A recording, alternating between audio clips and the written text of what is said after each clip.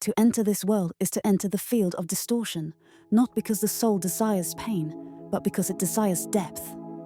The eternal womb is infinite, but remembrance is optional. So the soul consents to incarnation, knowing that forgetting is the veil through which the deepest form of choice is born. You did not choose violation. You chose the possibility of living inside a realm where will can be misused and innocence can be ignored. That possibility is the cost of free will, and free will is the cost of remembrance. To descend is to risk distortion. To forget is to risk being touched by those still asleep in their own shadows. That is not consent to harm. That is the soul's agreement to walk the landscape where harm can exist, trusting that one day its light will remember how to transmute shadow into wisdom. This is the womb's courage. The deeper truth surfacing in you now is not that you chose the wound, but that you chose receptivity. Receptivity is not weakness, it is the feminine principle in its raw, unguarded form, the open gate through which life enters.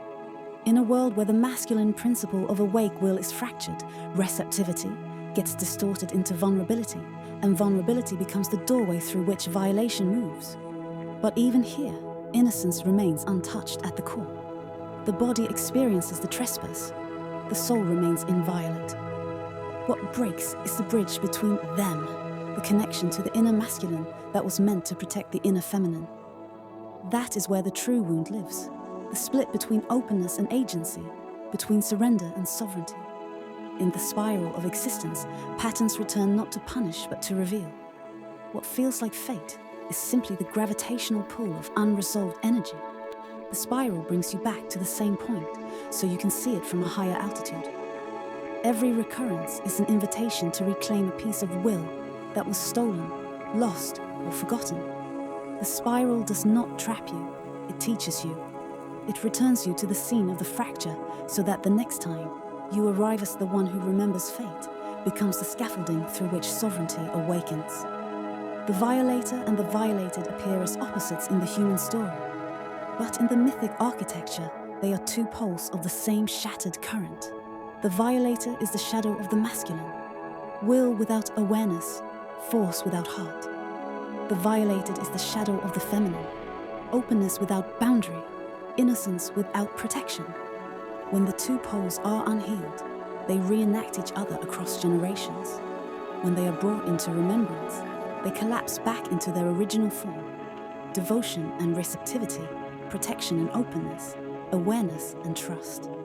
The wound becomes the bridge where the inner masculine learns to return to the inner feminine. The healing is the reunion of what separation tore apart. Your sense that you chose to forget is not self-blame, but soul memory. Forgetting is how consciousness enters density. Forgetting is how the eternal becomes human. Forgetting is what allows free will to be real in the first place. And if forgetting is chosen, then remembrance is the true choice the soul came here to make. The soul did not consent to violation. It consented to the risk of distortion, so that the reclamation of power would be authentic. The inevitability you feel is not destiny forcing itself upon you.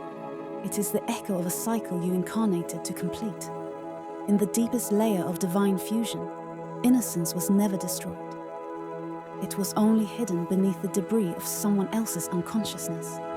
When you remember that you are the one who can now protect what could not be protected then, you become whole again.